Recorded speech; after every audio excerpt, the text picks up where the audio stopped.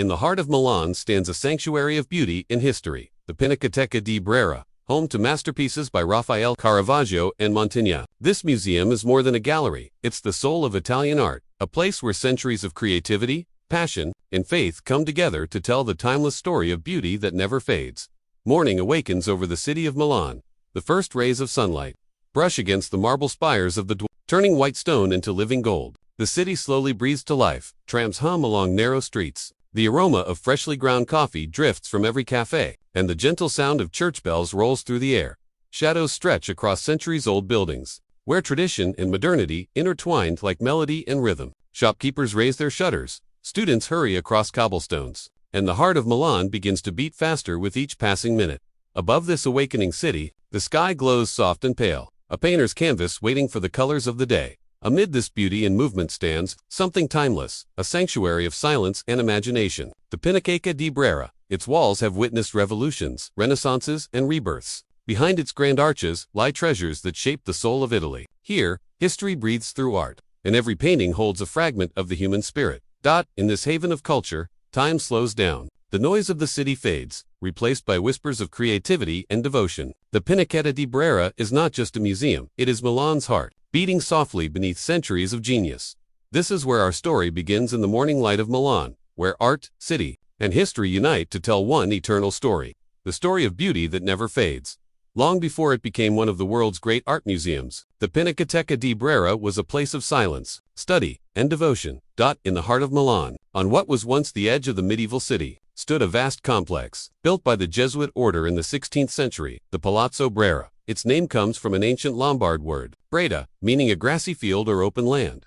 Back then, this area was quiet and green, far removed from the noise of the bustling city center. The Jesuits envisioned Brera as a place for education and enlightenment. They constructed classrooms, courtyards, and a grand church, dedicated to the Virgin Mary. Within its walls, young scholars studied philosophy, science, and theology. Astronomers observed the heavens from its towers, and botanists tended to the university's gardens, cultivating plants from across the known world. Brera became a beacon of knowledge and Renaissance. Milan, a bridge between faith and reason, a place where art and science coexisted in harmony. But time has its own designs. When the Jesuit order was suppressed in 1773, their buildings and collections passed into the hands of the state. Suddenly, Brera stood empty, its classrooms silent, its libraries dust-covered, its purpose uncertain. It was then that Empress Maria Theresa of Austria, who ruled Milan as part of the Habsburg Empire, saw in Brera a new destiny. She recognized that these great halls could become a home for Italy's growing spirit of culture and creativity. She transformed Brera into a hub of learning, founding an Academy of Fine Arts, a scientific institute, an observatory, and even a botanical garden. Within these stone walls, painters and sculptors began to train, canvases filled with color once again, echoing the same passion that had filled them centuries earlier. The Brera was reborn, not as a monastery of faith, but as a sanctuary of art. The palazzo itself evolved to architect Giuseppe Piermarini, one of the great visionaries of the neoclassical era, reshaped its courtyards and galleries with perfect symmetry and light. Marble columns rose in quiet grace, and the building took on the serene dignity that defines it today. By the end of the 18th century, Brera had become the beating heart of Milan's intellectual life, a gathering place for artists, scientists, and thinkers. Every brushstroke, every lecture, every idea that took root here helped lay the foundation for what would become one of Italy's most revered cultural institutions. The origins of the Pinacoteca di Brera are not only about bricks and paintings, they are about transformation, about how a place built for faith became a monument to human creativity, a reminder that knowledge, beauty, and imagination can rise again and again, no matter how many times the world changes around them. And in this transformation, the spirit of Milan itself, innovative, bold, and deeply human, was captured forever within Brera's walls. The year is 1796. Europe trembles beneath the footsteps of revolution, and across the Alps, a young general named Napoleon Bonaparte marches into Italy, brilliant, ruthless, and unstoppable. His armies sweep through Lombardy like a storm, and with them come not only soldiers, but scholars, scientists, and artists. To Napoleon, art was not a luxury, it was power. It was the language of civilization, a way to shape minds, command loyalty, and define empire. When his troops reached Milan, he looked upon the Palazzo Brera and saw more than a school. He saw a symbol, a place that could unite the fragmented states of Italy through the universal language of art. Napoleon ordered that the greatest masterpieces from across northern Italy be gathered here, paintings seized from churches, monasteries, and noble collections. From Venice came luminous works of Bellini and Veronese. From Bologna, the grace of Guido Reni. From Parma, the delicate touch of Correggio. Each canvas carried a story, a memory of devotion, a fragment of faith, a vision of beauty, all converging under one roof in Milan. Thus, in 1809, the Pinacoteca di Brera was officially born. It was not a simple gallery. It was a statement, a new kind of museum, a place where the treasures of Italy could be seen together, free from the walls of the church or the chambers of the elite. For the first time, art was made accessible to the public, a revolutionary idea in a time when beauty was power, and power belonged to the few. In the Brera's quiet halls, the masterpieces of the Italian Renaissance were reunited like chapters of a great national story. Giotto, Raphael, Caravaggio, their works stood side by side, each one a spark of genius in the grand flame of Italy's soul. The museum became a temple of identity, a place where Italians could see the greatness of their past and dream of the nation that did not yet exist. Napoleon's reign would eventually fall, but his vision for Brera would endure. When the empire crumbled, the art remained. What began as an act of conquest became, in time, an act of preservation. The Pinacoteca di Brera had been born of revolution, and like Milan itself, it learned to transform change into creation. Its walls, once monastic, now carried the pulse of a new world, a world where art was no longer the possession of the powerful, but the inheritance of all. And so, in the echo of Napoleon's footsteps, Brera stood transformed, a living monument to the idea that even in the chaos of history, beauty endures. Step closer to the heart of Milan, and the Palazzo Brera reveals itself a vast, noble structure rising with quiet authority above the narrow streets of the old city. Its facade, built of pale stone and clean geometry, speaks with the calm precision of the neoclassical era. No excess, no arrogance, only balance, proportion, and grace. Every arch, every column, every shadow seems to breathe the ideals of harmony that shaped the Enlightenment.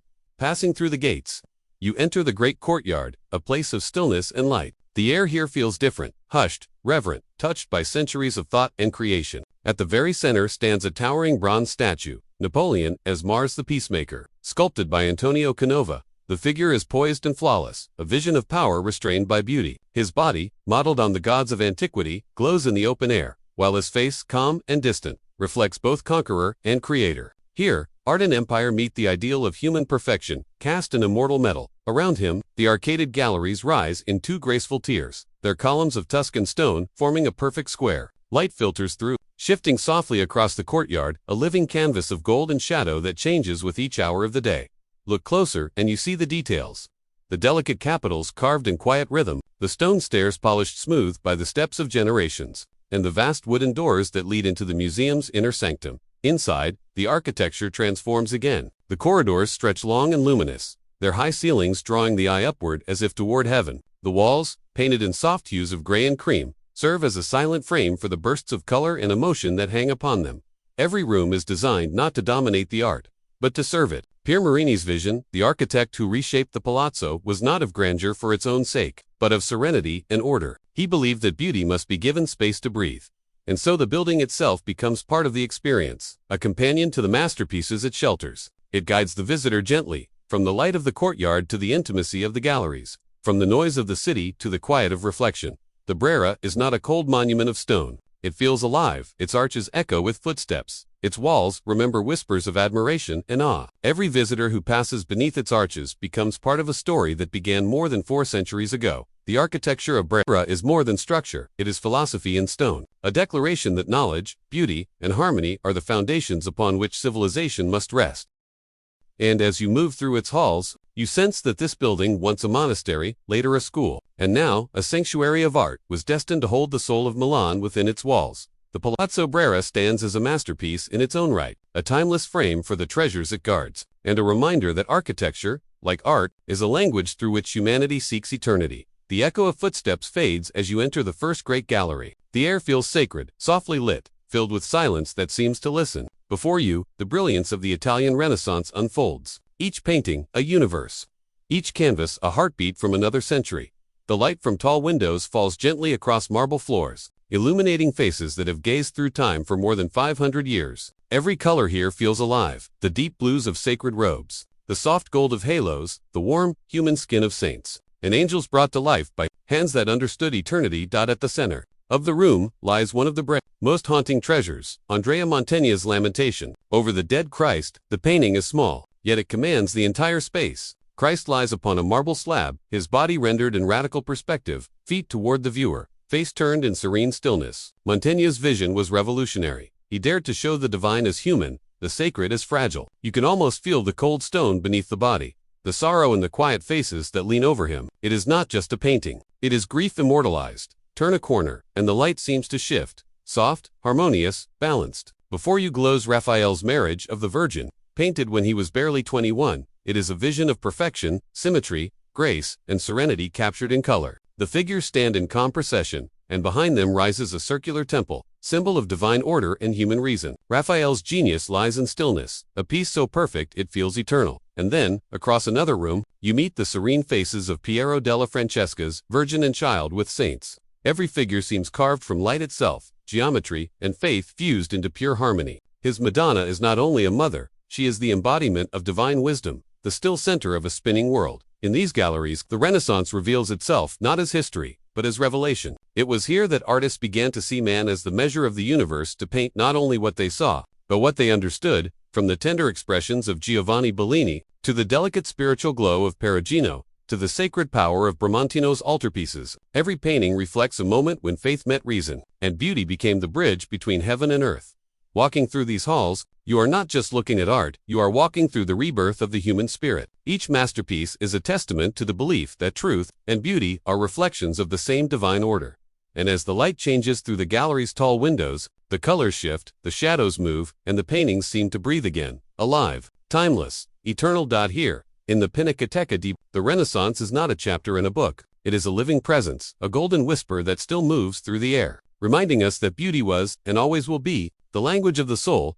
As you move deeper into the museum, the harmony and calm of the Renaissance begin to dissolve. The air feels heavier now, charged, emotional, alive. The gentle light gives way to darkness pierced by fire. You have entered the age of the Baroque, an era where art no longer whispered of faith, but cried out its passion in light and shadow. In this world, nothing is still. Figures twist and turn. Hands reach toward heaven. Tears, hope, and revelation collide upon the canvas. The sacred becomes human, and the human becomes divine. At the heart of this transformation stands one name, Michelangelo Merisi de Caravaggio. Here, in Brera, his spirit still burns. His painting, Supper at Emmaus, captures the instant when the resurrected Christ reveals himself to his disciples. Light slices through the darkness, not the soft, divine glow of the Renaissance, but a harsh, earthly illumination. As if the truth itself has burst into the room, the disciples' faces twist in shock and awe. Their hands reach out, frozen between belief and disbelief. The table before them gleams with ordinary detail: bread, wine, fruit, the wrinkled cloth, a sacred moment framed within the world of the real. Caravaggio does not paint holiness as distant. He brings it into the room, to the same table where we might sit. Around the gallery, the legacy of his vision unfolds. Painters like Guido Reni, Guicciano, and Carlo Dolci continue his dialogue of emotion and light. Their works glow with theatrical energy, angels descending from shadow, saints illuminated by the blaze of faith. The brushstrokes become bolder, the emotions deeper, the compositions alive with movement and sound.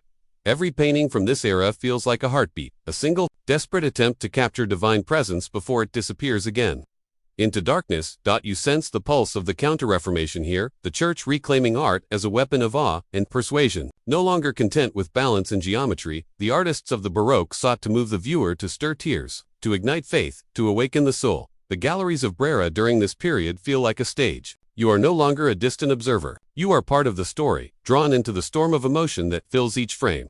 Even the light within the museum seems to obey their rhythm. It strikes the paintings at an angle, gliding across faces, burnishing the golds, deepening the shadows, just as if the artists themselves had arranged it centuries ago. The Baroque is the triumph of contrast between dark and light, sin and redemption, despair and hope. It is art that does not simply portray faith, it demands that you feel it. Standing here, surrounded by these works, you realize how profoundly the human spirit can transform pain into beauty. In the Baroque, art ceases to be an image of perfection and becomes a mirror of the human heart. Fragile, passionate, defiant, eternal.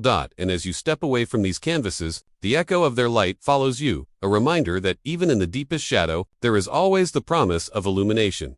The 19th century dawned over Milan like the slow rising of a new sun. Outside the walls of Brera, the city was changing, streets widening, factories rising, ideas igniting. Italy, long divided into kingdoms and empires, was awakening to the dream of unity. And within these museum walls, that same spirit began to take shape, not in speeches or revolutions, But in paint, the Pinacoteca di Brera became more than a gallery. It became a mirror of a nation's soul in transformation. Here, artists found not only inspiration, but identity. They no longer painted only saints and angels, they painted people, love, struggle, and hope. Their work became the silent language of freedom. Among them rose one of the greatest voices of this new era, Francesco Hayez, a master of emotion, elegance, and patriotism. Hayez turned the walls of Brera into a stage for Italy's awakening. His most beloved masterpiece, Il Bacio, the kiss, hangs like a heartbeat in the museum's collection. At first glance, it seems a simple scene, a young man and woman locked in a tender embrace, their lips meeting in a kiss that glows with warmth and devotion.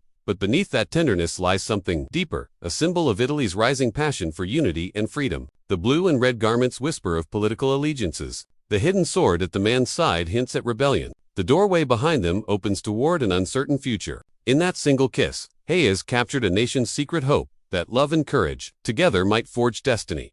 His art spoke to hearts across Italy. It was romantic and revolutionary at once, a declaration that beauty itself could be an act of resistance. Through works like The Kiss, the Brera became not just a museum, but a place where the Italian spirit learned to see itself.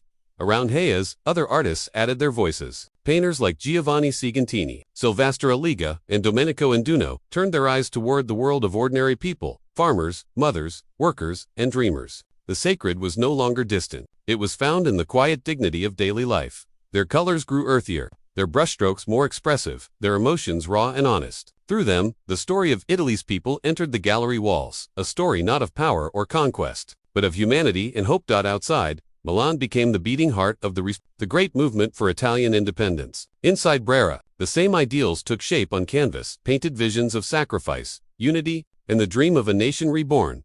By the time the Kingdom of Italy was proclaimed in 1861, Brera had already painted its revolution, in silence, in color, and in love. Its galleries no longer belonged to a divided land, but to a country discovering its voice through art. The Pinacoteca di Brera had evolved once again. From a monastery of prayer to a museum of empire, it had now become the heart of a modern nation, a temple of freedom expressed through beauty. And as the century turned, its walls carried not only the memories of the past, but the pulse of the future, the belief that art could inspire, unite, and transform a people forever. Beyond the quiet halls of the museum lies a place that has always pulsed with life, a world of brushes, sketches, and restless imagination. For centuries, the Accademia di Belle Arti di Brera, the Academy of Fine Arts, has stood side by side with the Pinacoteca, two institutions born from the same spirit, bound by the same dream, to teach, to create, and to inspire. The Brera district. Milan's artistic soul grew around this dream like ivy around old stone. Narrow cobblestone streets lined with ateliers, windows filled with canvases and color, cafes alive with the hum of conversation. Here, art was not confined to galleries. It spilled out into the air, onto the pavements, into the hearts of everyone who passed by. The founded in 1776, was where Italy's future masters took their first steps. Generations of painters, sculptors, and architects walked through those arched corridors, their eyes filled with ambition, their hands trembling with possibility. Inside its classrooms, the air carried the scent of turpentine and chalk dust, the sound of pencils scratching across paper, and the low murmur of teachers guiding young minds toward the mysteries of form and light. The Brera courtyard, framed by its grand colonnades, became a gathering place for dreamers. Here stood the bronze statue of Napoleon as Mars the Peacemaker, a symbol of power turned to art, its presence a reminder that beauty, too, can rule the world. Students lingered beneath its gaze, sketchbooks open, debating the balance of line and shadow, the power of myth, the duty of the artist. It was in this courtyard that friendships formed, movements were born, and the future of Italian art was quietly being written. Over time, the neighborhood around Brera transformed into something magical, a labyrinth of studios and bookshops, galleries glowing late into the night, music drifting from open windows. Painters, writers, and philosophers met in candlelit cafes, arguing about the soul of art, the meaning of truth, the endless dance between tradition and rebellion. The Brera Quarter became Milan's living canvas. Every wall, every window, every passerby seemed to carry a spark of creativity, and at its center stood the Pinacoteca di Brera, not as a silent museum, but as a heartbeat, a place where the past spoke to the present, and the present dreamed of eternity. Within its walls, students studied masterpieces by Raphael, Caravaggio, and Mantegna, learning not just technique, but reverence, the sacred respect between the artist and the divine. They saw in those paintings not relics, but lessons, the truth that beauty requires both discipline and daring. Year after year, Brera continued to shape the minds that would shape the world. It became a meeting ground of genius and youth, a home where tradition whispered to innovation, and where art itself seemed to breathe. Even today, the Brera district remains alive with that same creative pulse. Painters still gather beneath the colonnades. Students still sketch beneath the statue of Napoleon. And every night, the air still hums with the same promise that somewhere, in one of those narrow streets, a new masterpiece is being born. The Accademia di Brera and the Pinacoteca di Brera, two hearts beating together, one teaching, the other remembering, both eternally alive.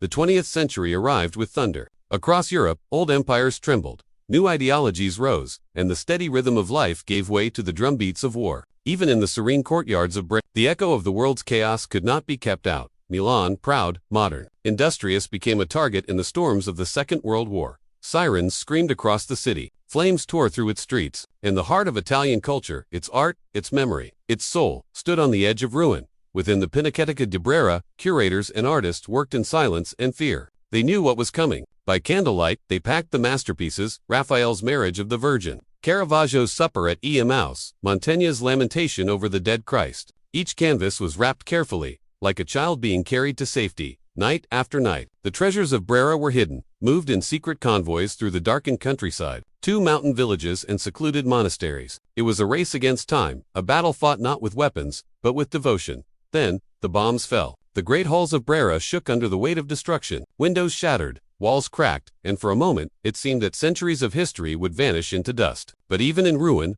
Brera endured. When the smoke cleared and the war finally ended, the people of Milan returned to find their city scarred, but still standing. And in the heart of those ruins, they found hope, waiting quietly behind the museum's doors.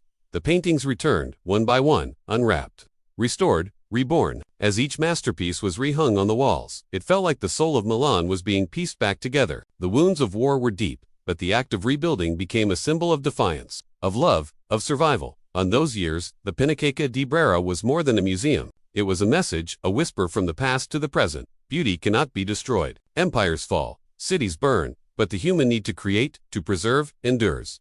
Restoration teams worked tirelessly, every brushstroke cleaned, every frame repaired, every crack mended with patience and faith. And slowly, the Brera rose again, its halls once more filled with light, its silence once again sacred. Visitors returned to see not only the paintings, but the spirit that had protected them. They walked through galleries, still echoing with the memory of war, and felt something powerful, the triumph of creation over destruction, of beauty over despair.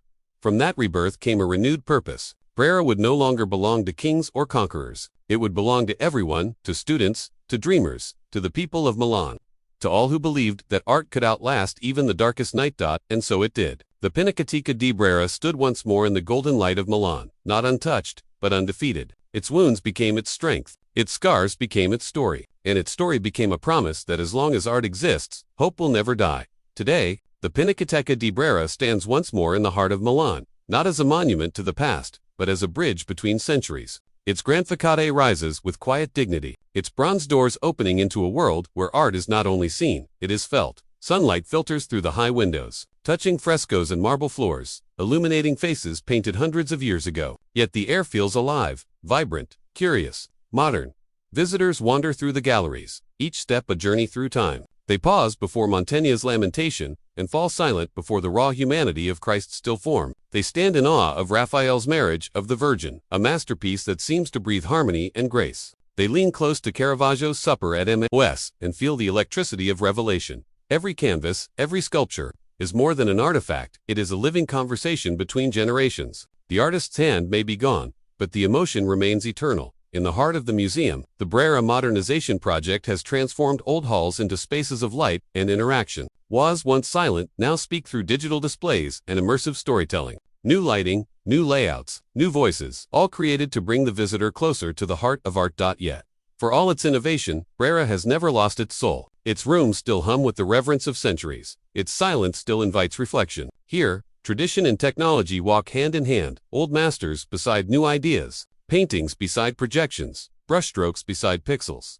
Outside, the Brera district continues to thrive as Milan's artistic quarter. Designers, painters, and musicians fill the narrow streets, their creativity echoing the same energy that has flowed through these stones for over 200 years. In the evenings, the scent of espresso mixes with the sound of violinists playing in the open air. The museum lights glow softly, like a guardian watching over the dreams of the city. Today, the Pinacoteca di Brera is more than a museum. It is an experience, a dialogue between the past and the present, between the artist and the observer, between Milan and the world. It stands as a reminder that art is not only history, it is humanity. It teaches us to look, to feel, to remember, and to imagine. And as visitors from every corner of the world walk its corridors, they carry a piece of its spirit with them, the belief that beauty is not fragile, that creativity never dies, and that in the heart of Milan, the light of art will always shine. The Pinacoteca di Brera, where the past whispers, the present listens, and the future begins to dream.